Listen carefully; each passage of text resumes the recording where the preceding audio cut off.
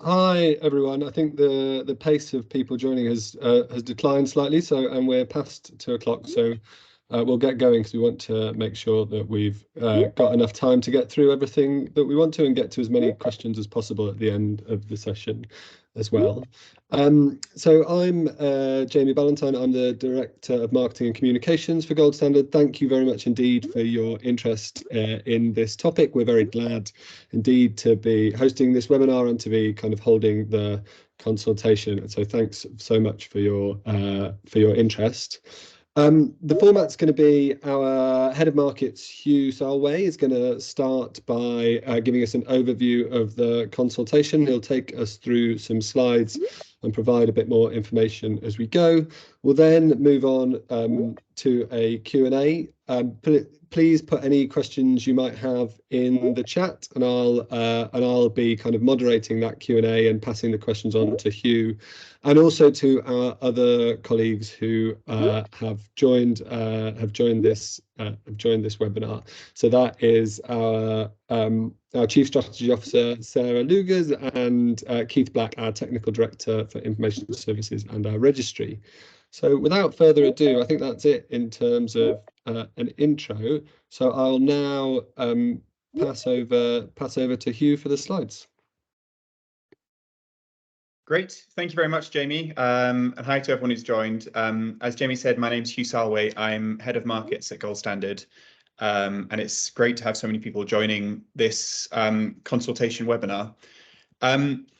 So just to start off, and I'm going to share a little bit more context on the next slide, we're here today to share more information on a consultation that Gold Standard launched on 14th September, so a few weeks ago now, which you can find on the consultation page on Gold Standard's website. So there's further information on the consultation there, information on how to provide feedback, and you can find the consultation document itself.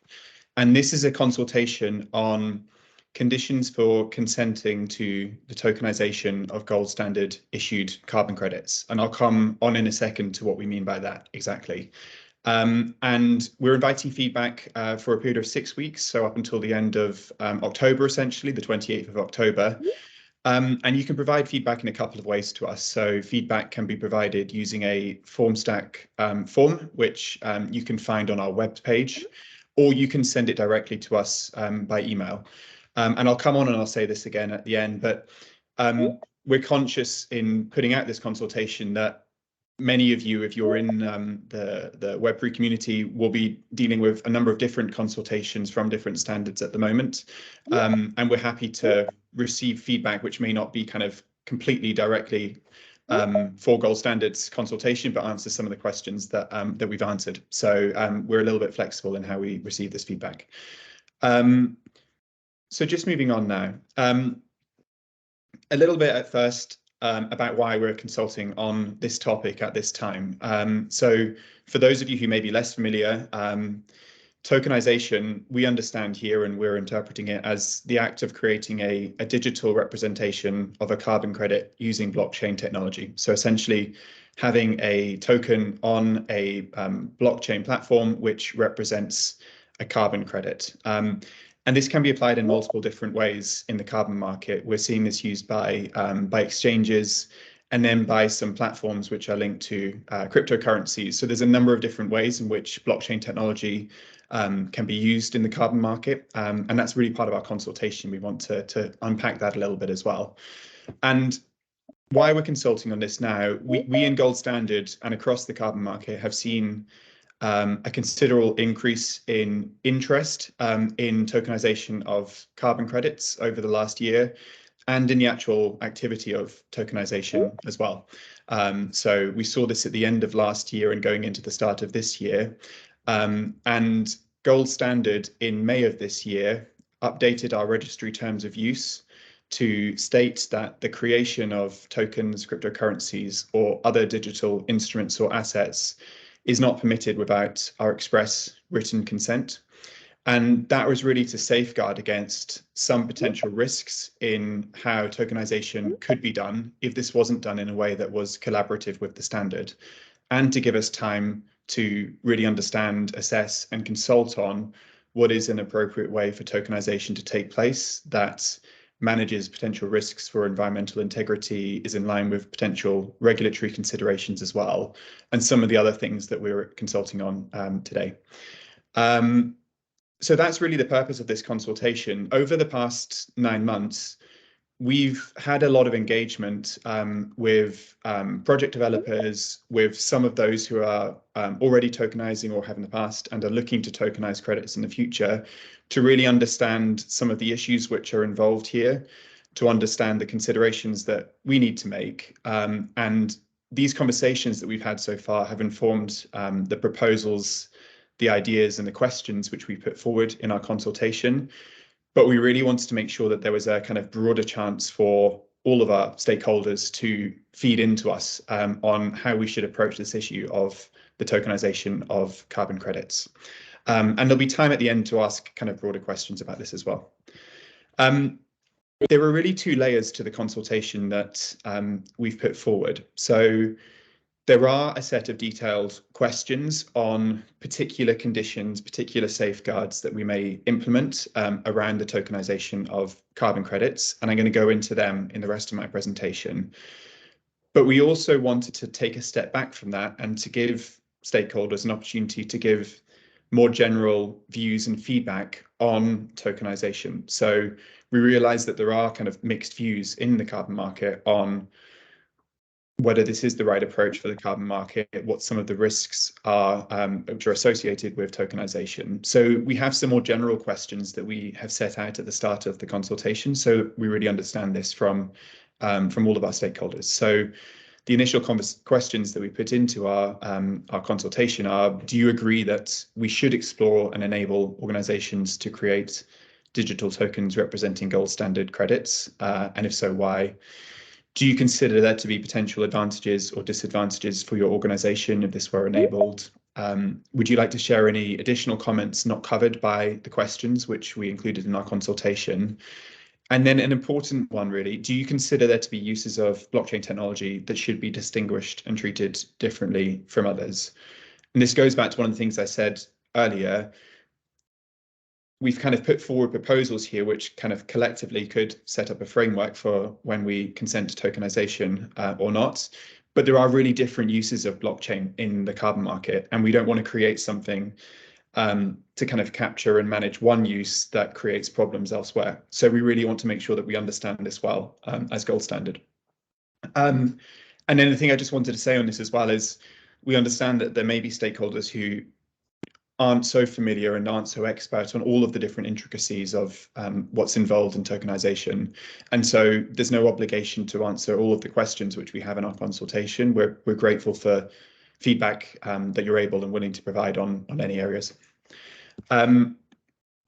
So as I've just set out, we kind of had the overall introductory questions, and then we have some more detailed questions. And what we've done through the conversations that we've had so far and through other work that we're involved in is try to map out the different areas where we may need to have rules or a framework or conditions in place in order to make sure that the potential risks which may be associated with tokenization are managed well, and kind of on a more positive lens, that we have a strong collaborative partnership between us as a registry and tokenizers to make sure that environmental integrity is secured, there is transparency in what's going on, and that if this does move forward, there is the opportunity to scale and to really drive positive impact.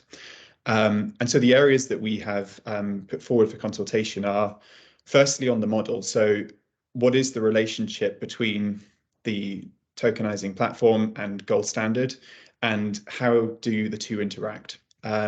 Secondly, what we described here as holding, retirement and reporting. So what are some of the requirements which are placed on the tokenizing entity in order to make sure that there is the right flow of information between the third-party platform and the gold standard registry for the purposes of environmental integrity, transparency and other purposes as well. The third area which we're consulting on is pooling. So one of the practices which we're seeing in the Web3 space is the pooling of different carbon credits into a pool which is represented by one single token. And we've asked some questions on that to understand the views of our stakeholders. The fourth area is due diligence. So what informational requirements should be in place as part of Know Your Customer, anti-money laundering, counter-terrorism checks.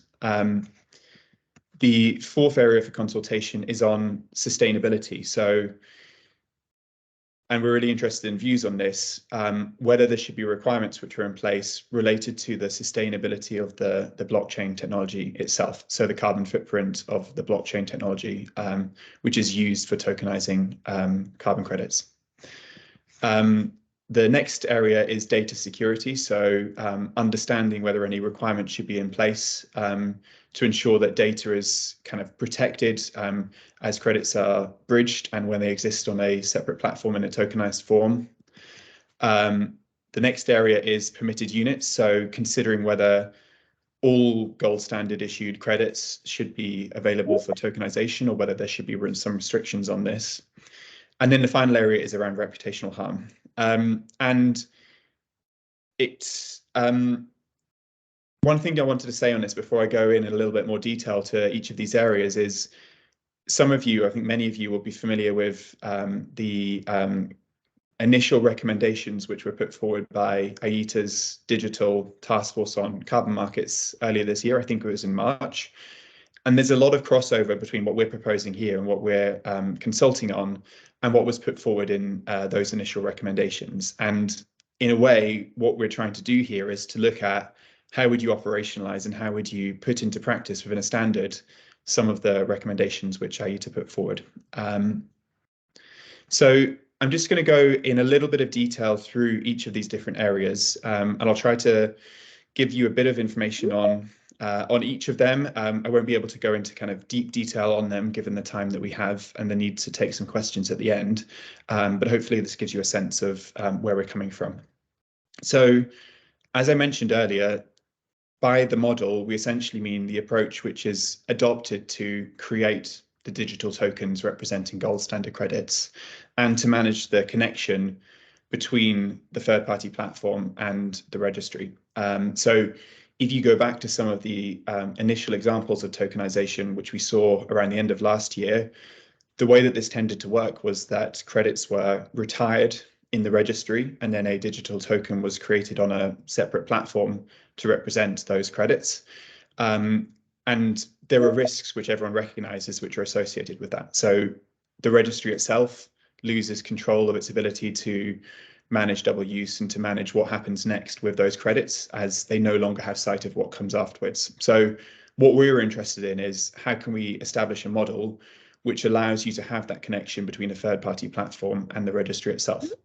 And on this, we're seeking in a way to take quite a pragmatic approach. We know that there are some technological solutions which could make this a lot more streamlined in the future. And these are things that we're actively looking at. So creation of APIs or something similar, which allows an automated connection between the registry and third-party platforms.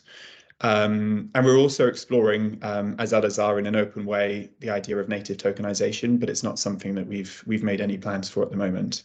But in the first instance, what we're putting forward is the idea of any entity which seeks to tokenize gold standard carbon credits, establishing a custodial registry account within the registry. And the idea here is that credits which are represented as tokens on a third-party platform would need to be transferred into this custodial account and held there for the time in which they are tokenized on a separate platform.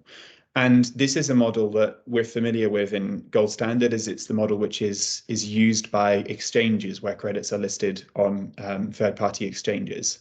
And so it's a model that has been proven to work. It's a model that we don't see as the kind of final outcome, but which we see as something which could manage the relationship between the third-party platform and the registry for now.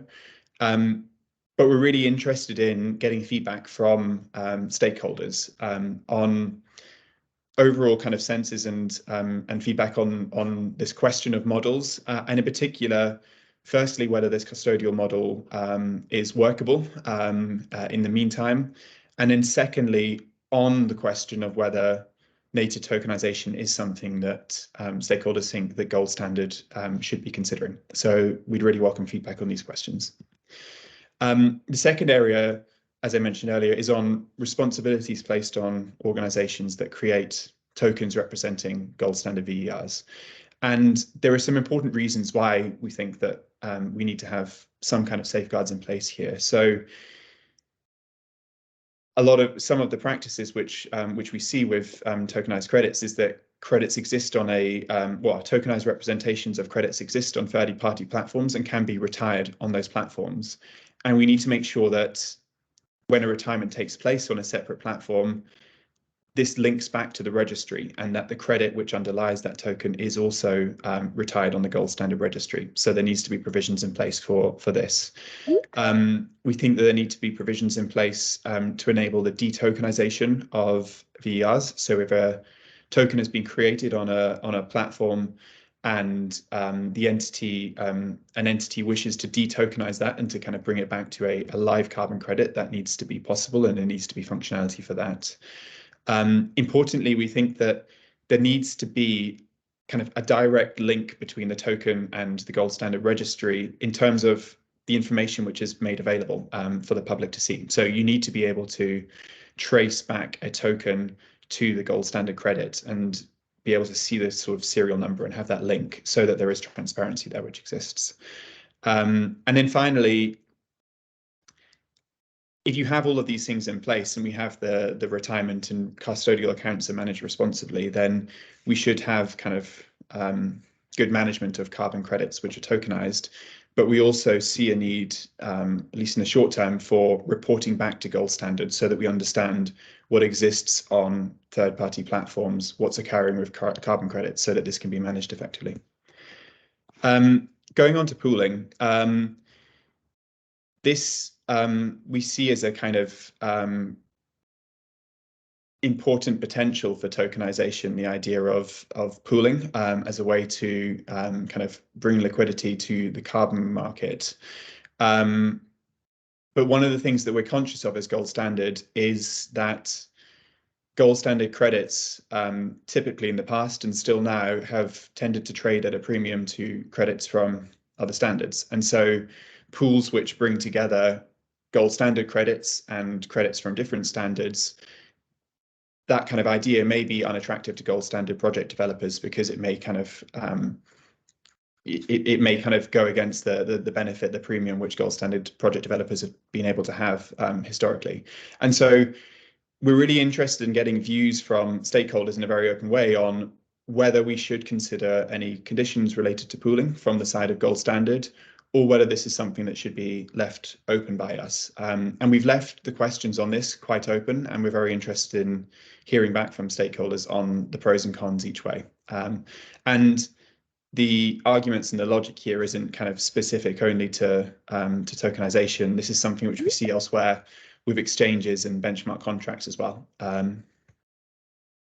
So just moving on now to the next area, which is due diligence. And this is an area that we in Gold Standard are thinking a lot about, and I know across the market and within IETA, there's a lot of consideration going into this as well. So for anyone who's already looking to set up a registry account with Gold Standard, there are a number of KYC checks that we have in place and a number of documents that we require seeing before we're able to open an account in the registry for an account holder.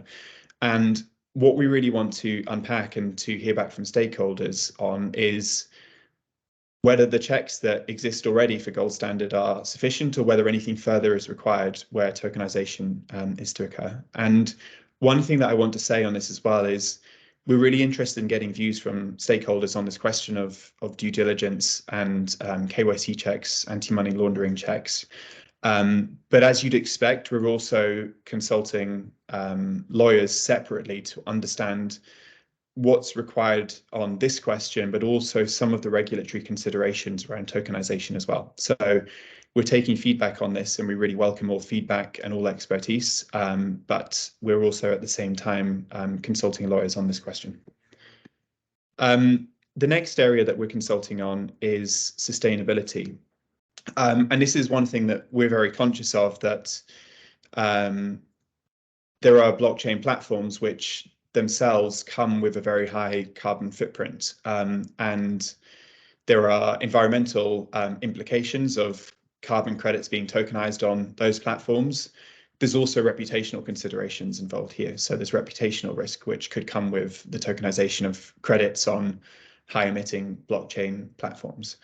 And so we have put forward some proposals here, which would lead to a kind of limit on which types of blockchain technology could be used to tokenize gold standard credits. So limiting this to lower emitting technologies. But we're really interested in getting views from stakeholders to inform the approach that we take here. And we're interested in understanding whether there are existing benchmarks which exist, which could inform the approach that we take in gold standard on this. And we're also aware that kind of for one of the big platforms, for Ethereum, this issue has changed in the last month with the move to a proof of stake mechanism. So we're aware that kind of things are changing in the Web3 space on this, but we'd be really interested in getting people's feedback. The next area which we're consulting on is data security. Essentially what we want to understand here is whether there should be requirements in place related to the data security provisions and technologies which third-party organizations have in place. So how they manage potential breaches of data and issues which could lead to consequences for kind of owners of gold standard carbon credits, but also have reputational risks. And we're interested in understanding from stakeholders whether you think that this is something that gold standard should have particular requirements on, and if so, whether there are benchmarks that we should look to on this area. Sorry, I'm racing through things. Hopefully, I'm giving enough time for people to digest what we're saying here. The next area is a little bit different. So, gold standard typically issues VERs, so verified emission reductions, which represent verified emission reductions that have already taken place. But we also have several other types of units that we issue. And we've been thinking through whether all of these, at least in the short term, are appropriate for tokenization, or whether further safeguards are required in some of these areas before we allow it to go forward. So one of these areas is planned emission reduction. So these are units that we issue only to certain land use and forestry projects, and they don't represent verified emission reductions, so emission reductions that have already taken place, but they represent expected future emission removals.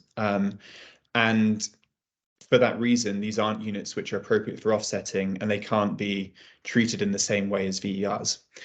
And for that reason, we're considering whether there are further safeguards which are needed around tokenization of PERs before this is permitted. The second area that we see in a slightly different way to VERs is those which in the future will be authorized for use under Article 6 of the Paris Agreement, so where a corresponding adjustment will be applied by the host country. And the main reason for that is where units are authorized for use under Article 6, there are reporting requirements that the host country has. So they need to be able to report back on the use purpose of credits when they've been retired, the using entity, and a number of pieces of information which we wouldn't necessarily be able to get back when credits are tokenized. So we just feel like these are areas that need a little bit more thought, and it may be that we can come forward with provisions at the same time, but we'd be really interested in getting views from stakeholders on these two types of credits and whether there are other types that you think need to be treated slightly differently to others for tokenization. And the final area that we've included in our consultation is on reputational harm. And for anyone who's read through Gold Standard's terms and conditions and our terms of use, we already have provisions which exist to make sure and manage any instances where organizations using or directly interacting with Gold Standard may intentionally commit an act that would cause harm to our reputation or goodwill. And we're interested in whether what we have already, what exists already within our terms of use, is sufficient for tokenization, or whether anything further is required in this case as well. Those are the areas in which we're consulting. By the nature of this, when you consult on conditions like this, you're kind of presenting the restrictions which you're intending to put in place, and that's, I'm sure, kind of how this has come across. But as I said earlier, what we're really trying to do is understand what safeguards are needed or would be needed for tokenization to be fully embraced and applied within the carbon market, and for innovation to thrive in the Web3 space. So we hope that the proposals that we put forward are treated in that way. And we've had some initial consultations and conversations with a number of actors to make sure that we are looking at the right types of issues here, and we are thinking about this in the right way. And as I mentioned earlier, we've taken kind of strongly into consideration the work which has been done within IETA and across the market in putting forward the proposals that we have here. The final comments that I just wanted to add,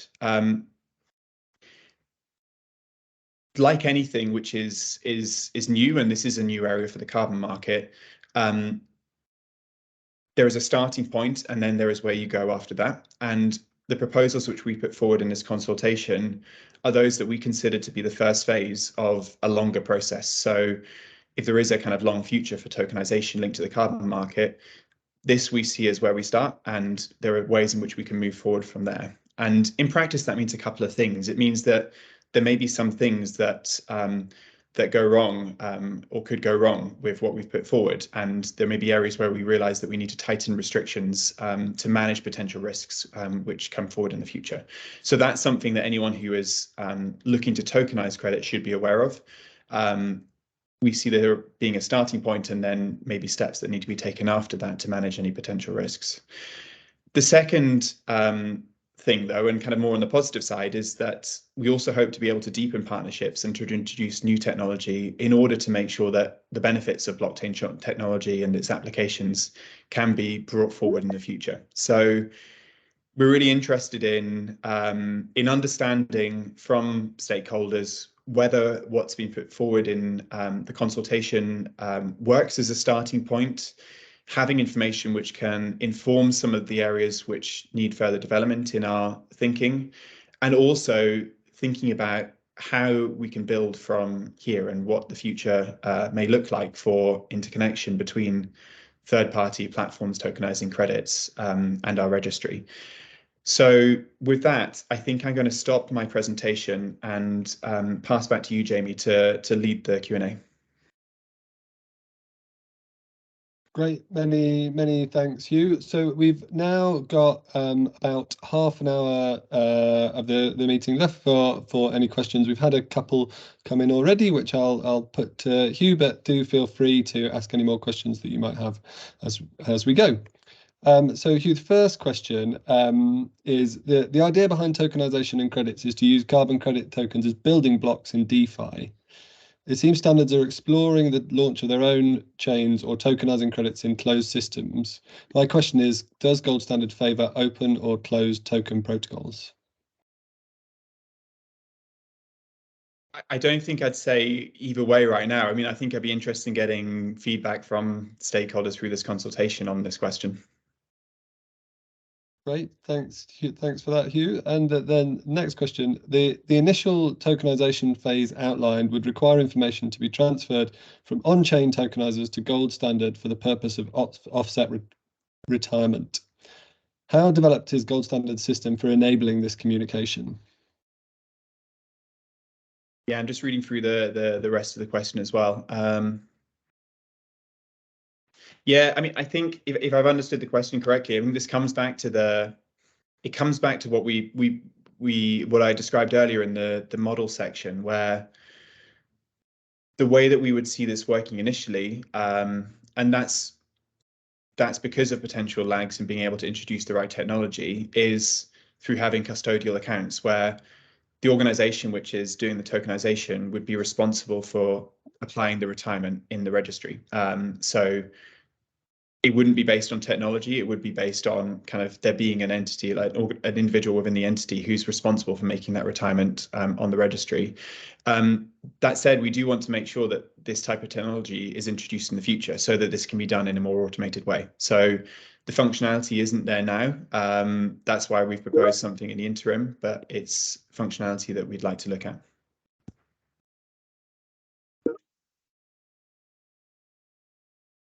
Great, thanks, Hugh. Next question is, will Gold Standard work with CDM in the future? Yeah, I mean, I think this is, I'm trying to see a blockchain link to this. I don't think there is a blockchain link maybe to this question. So, and I'm not sure, maybe Shakti may want to just clarify this question, whether you mean the CDM or whether you mean what will come in the UNOCCC next, so whether you mean the Article 6.4 mechanism. So maybe, do you want to clarify what you mean by that question? That'd be really helpful. Then I can come back and answer it. And then on the second question, if we're planning to launch an NFT marketplace for carbon credits, I think this comes back to what I said earlier about native tokenization, which is something which we'd be really interested in getting stakeholders' views on. So not something which is planned as the immediate step, but we'd like to get views.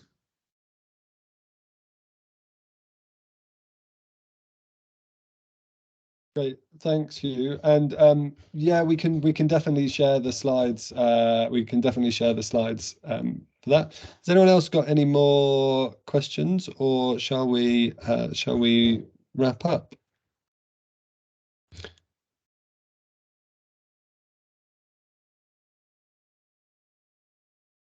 Yeah, so I've just seen a question which has come through. No, if I understand correctly, my understanding of that question is if a platform is creating tokens representing gold standard credits, will they only be able to create tokenized gold standard credits? And that's not something that we're considering.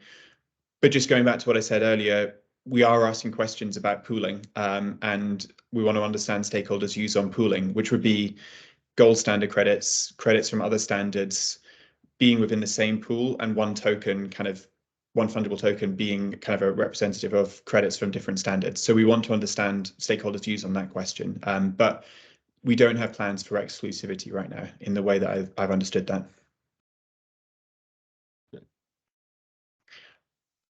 Shakti's question, I understand now. I mean, my understanding of this is, I don't think it's for, I wouldn't see it as for us to permit the tokenization of gold standard labeled CDM credits, because those are ones which primarily exist in the CDM registry. Great. Okay. And do we expect to come up with a standardized approach across all registries on tokenization?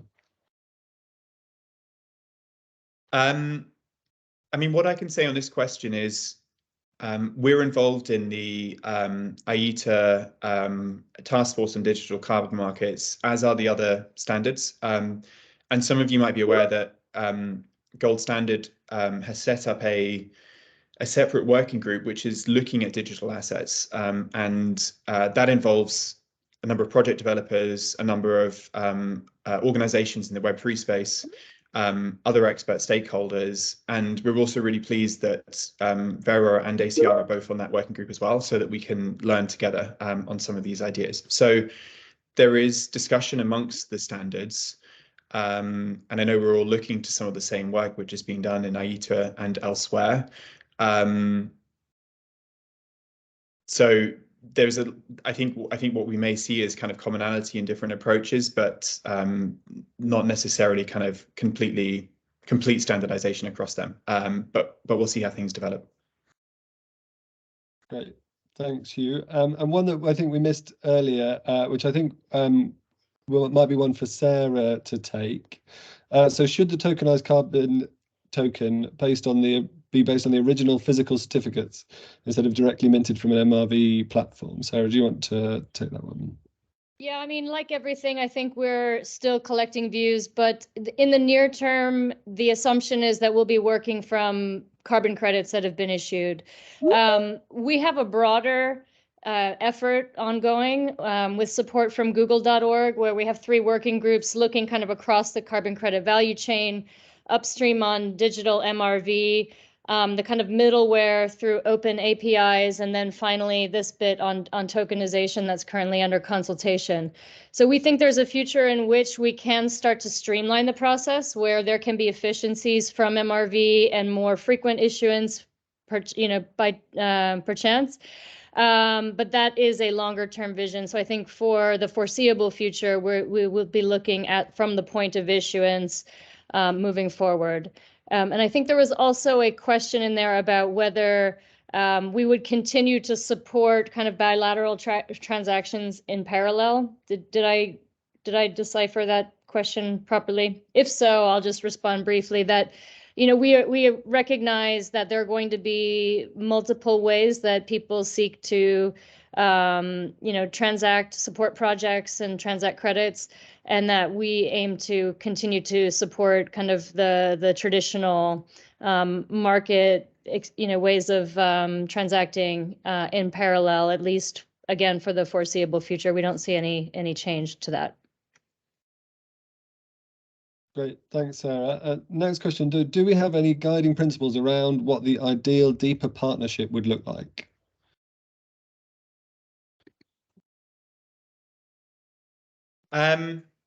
It's an interesting question. I mean, so the starting point, but it's a functional starting point, is what we've got in our consultation, which is about really not so much about the deeper partnership. It's about the technical arrangements between us as a standard and third-party platforms.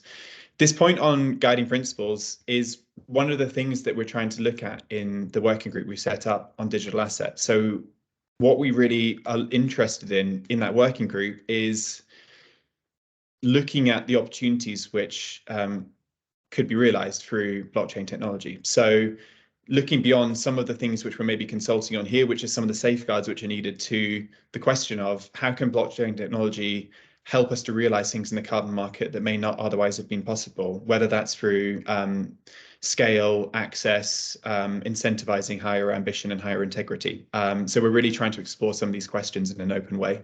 And what we're planning is that the output of this working group will be a report or a blueprint which looks at some of these questions. So I guess my answer to this is we're really interested in this question, and there'll be more to come in the near future. Sarah, I don't know if you want to add to that.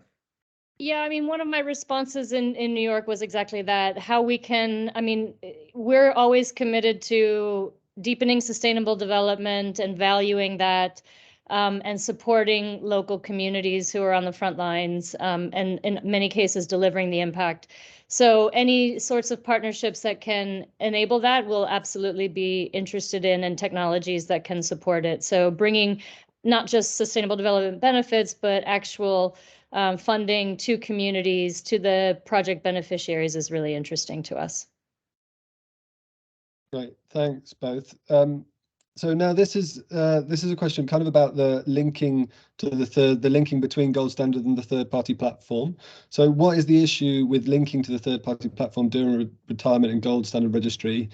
Why does there have to be communication back to gold standard? Why not make it the responsibility of the third-party platform to require it correctly there? Hugh, do you want to take that one? Yeah, I mean, I think one of the, for those who've been around the carbon market for a while and kind of under our terms of use, retirement means that a carbon credit and its kind of the environmental attributes with it are permanently taken out of circulation, and there's a kind of permanent, irreversible retirement of that carbon credit.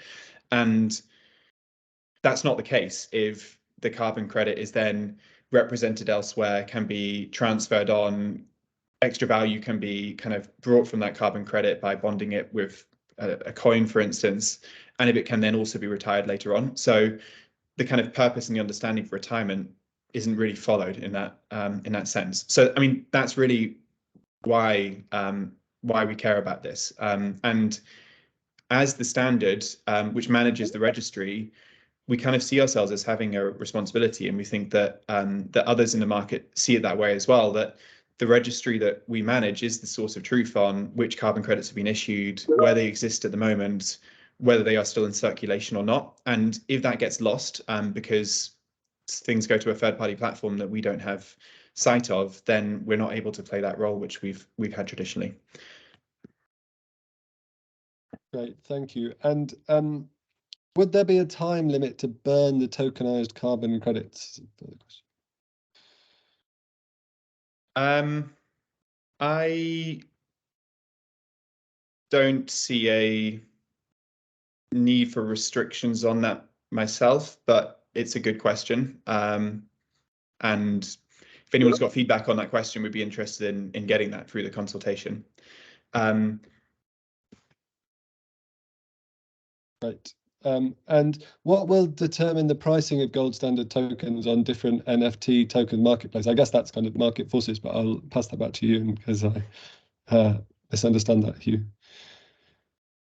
Yeah, I mean, I don't think that's really for us to say, really. Like that, as you said, that's market forces which will determine this. But just bringing this back, I see that there were a couple of comments further up about, so from Emmanuel and from Shakti, about pooling, and this in a way is what we were trying to get at and what we're trying to ask the question of in our consultation, to understand what project developers and what others think about the pooling of gold standard credits with those elsewhere and from other standards, and whether there should be restrictions which we put in place on the side of gold standard to manage that, because that's where you may see influences on prices if gold standard credits are pooled elsewhere.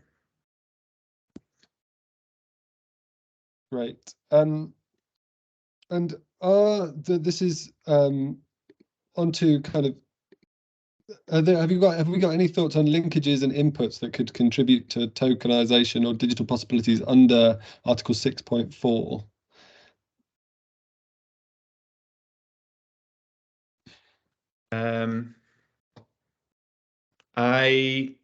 It's a good question. I don't know if it's so much for us to answer, I have to say, but it's a good question. I haven't seen much consideration of tokenization for 6.4 yet, but it's a good question. Are we considering additional applications of tokenizing technology across the carbon value chain? Yeah, so this is it's a good question again, and I mentioned earlier the working group which we set up to look at digital assets, and we have a few different working groups which are set up as part of this an open collaboration which we have launched, which is funded by Google.org, Google Charitable Giving, and in that we're looking at three different kind of elements of digitization. We're looking at digital assets, by which we're primarily looking at the tokenization of carbon credits which have already been issued, but we're also looking at digital MRV and digital infrastructure as well, and kind of overall how digital infrastructure can support the carbon market. And tokenization, I think, is part of all of those different conversations. And one of the things actually that we've been talking about a bit in the digital assets working group is the question of whether tokens can support early finance of projects, so before carbon credits have actually been issued. So it's something that we're interested in. I don't think it's something that we're as far advanced in our thinking on as the proposals we put forward in this consultation, but it's a good question. Thank you. So we've got another question about kind of the security of the tokens. So this is again from Shakti. If there's a security attack on the token and the token and the holders lose their tokens, who will be responsible for that? Yeah, well, I mean, again, this is precisely why we've asked the question about data security, to understand views from stakeholders on risks here, to understand what best practice looks like, any benchmarks that we should be following in terms of what good security looks like for these platforms. And it's something that was included as well in the IETA's recommendations back in March, data security, IT security. So it's something that needs to be taken very seriously and will be given more thought for sure. Great. And then what will happen with the current supply of on-chain credits that have been deemed immobilized but never used for actual retirement? Will they be available again after the suspension is lifted? I think I'm right in saying that the gold standard didn't have many, if any, in that category, but Hugh, you can confirm. Yeah, I think that's right. I know that this is a question that a number of people are asking. As you said, the credits were, there are, I mean, a handful, I think, of gold standard credits which have been tokenized in the past versus a large majority from others. And so it's not one that I really sort of, I think we're going to comment on. And how long would it take for a credit holder to see the digital representation of their credit once the on-chain through third-party bridges? I guess that I think that's quite a technical question, but for you, but can you provide an insight to that? Yeah, I mean, there may be others who are listening here who kind of provide this technology who would want to give an answer in the chat in response to this question, because they'd be more familiar. I think it may vary from kind of almost instant to a short period of time. But if anyone sort of is able to provide a better technical answer based on experience, then feel free to do so in the chat. That'd be very helpful. There we are. Thank you. That's something from C3.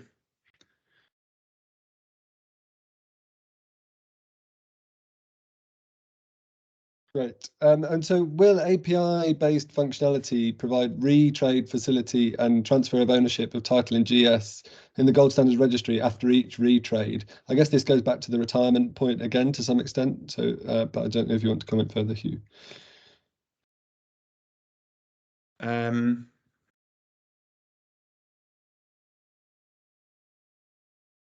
Yeah, it's something, I mean, so we're at the starting point of looking at API functionality. So I don't think it's something that I'm able to comment on in great detail here, but again, it's a good question and it's something that we'll take away.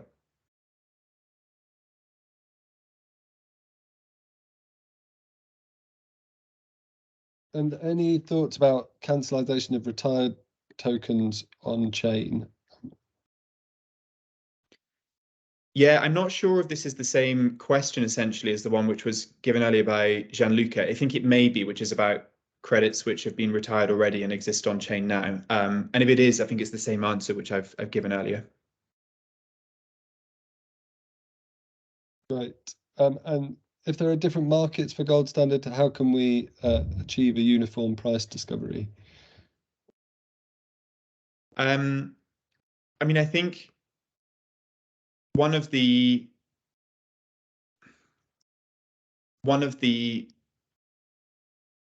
reasons why basically, sorry, let me take a step back on this answer.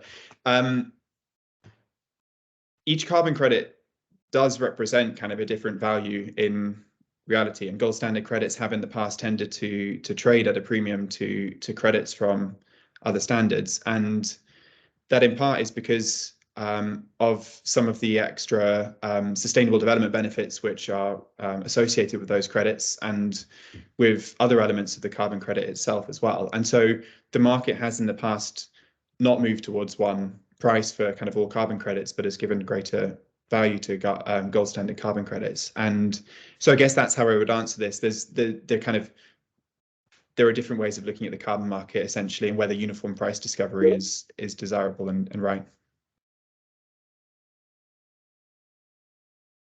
Great. Okay. Thank you very much, Hugh. I think we've kind of got through the questions, the questions that have been put in. So thank you very much indeed for all of your time and attention. As I said, I'm very happy. We'll be happy to share the slides with those who've attended, but I think the contents are basically very similar to the contents of the consultation doc. So do feel free to go and have a look at the consultation doc. So yeah, thank you very much indeed for your time, and do please, if you have views, make sure we're keen to hear them, so make sure you kind of fill in the consultation.